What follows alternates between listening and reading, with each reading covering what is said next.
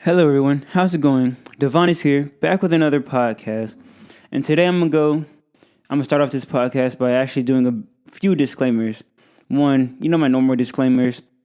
Whatever psychoactive properties that I'm talking about in these episodes, I'm never intending to advocate for their use, their cultivation, or their acquiring of. I'm always just talking to educate and to inform. Also, I'm not claiming that I've made any of these discoveries or made any of these ideologies myself. These are just things that I've picked up myself throughout my research and things that I'm just conveying to other people who may not have heard them before. Maybe you have heard them, you just want to hear me say them. Anyway, so without any more being said, the topic that I'm going to go into today is why I believe that mushrooms can help save the planet. I'm going to start off with just a basic one: material alternatives. So I believe that there's like people like Paul Stabman who's like he literally walks around with a mushroom made hat, like it's made from mushrooms, and like there's just so many other examples of clothes being made from mushrooms, bags being made from mushrooms that are way more durable.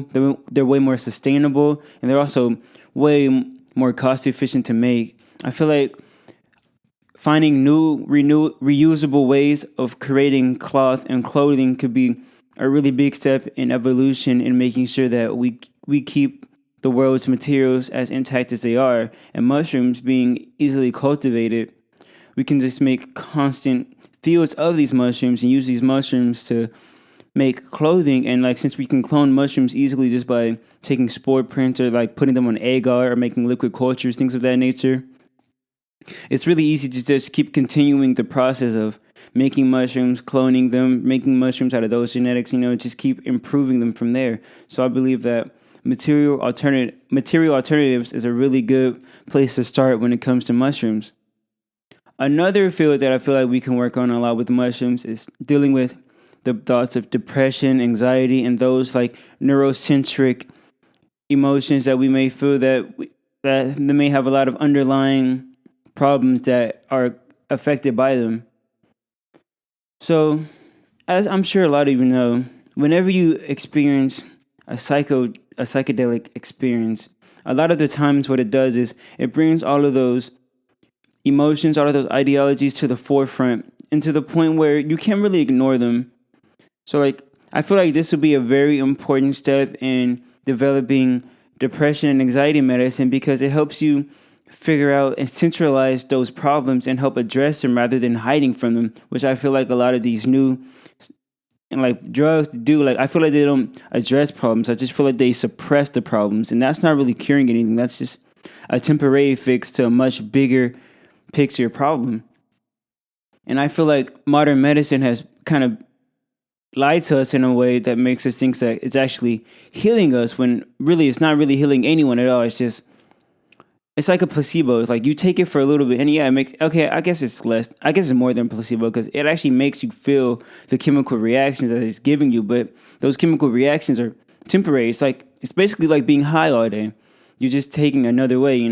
They stigmatize weed and things of that nature, but Vyvanse, things of that nature, are basically almost the same things, except you develop a dependence on these things because you feel like, oh, this is where my state of mind should be. This is how my chemical balances should be. So like once you stop taking those medications, you start to feel depression, anxiety, withdrawals, things of that nature, similar to if you took like crack or something like that.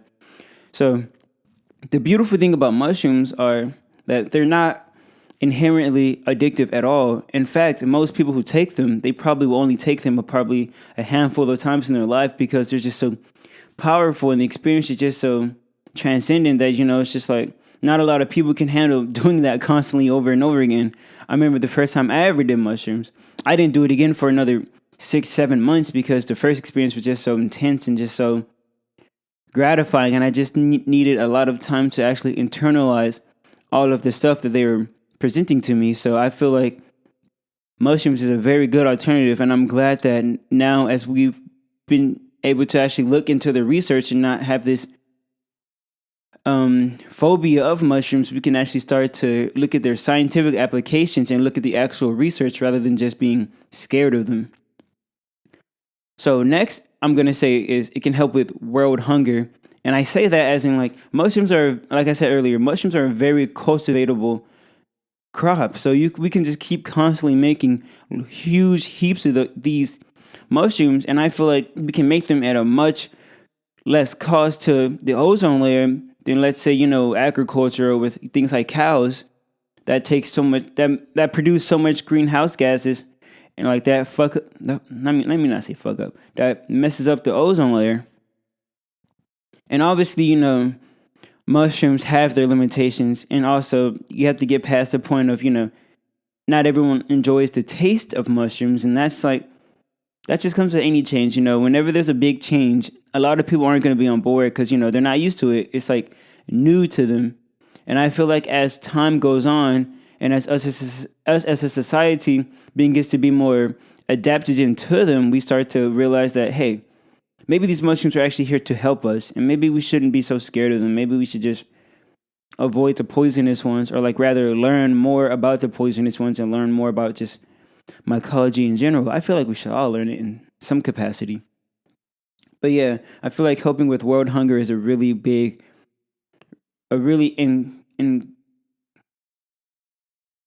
engulfing type of subject, because hunger affects millions of people across the world. And I live in America, so I see homeless people, but homeless people is not the pure extent to what hunger is.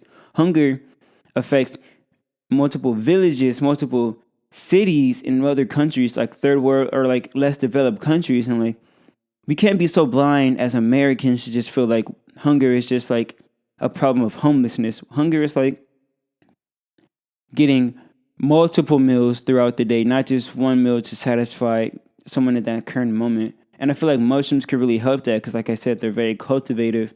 And there's so many different mushrooms that have so many different, that can help so many different palates, help so many different nutritional deficiencies that people might have. And there are some chemicals in mushrooms that are only produced by a certain species of mushrooms that no other species of mushroom or plants or animals even produce. So we're just beginning to understand the physical implications of mushrooms in our society.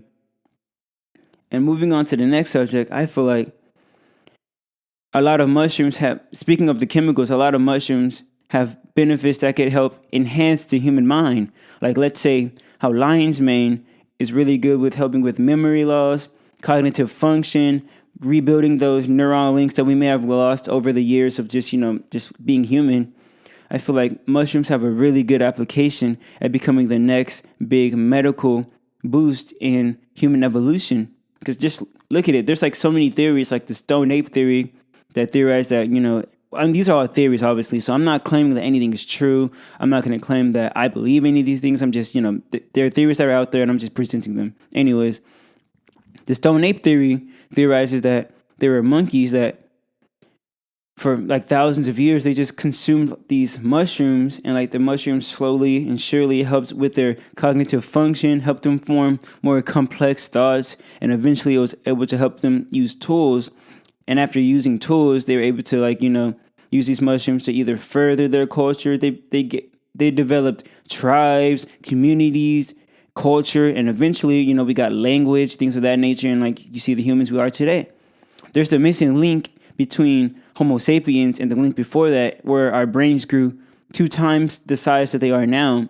And many people theorize it's because during that time period, all these monkeys were ingesting these mushrooms and gaining their cognitive function at such a rapid pace that the evolution between Homo sapiens and a delineation before that just grew substantially because of the ingestion of mushrooms and those connections that the mushrooms were able to make in our brains.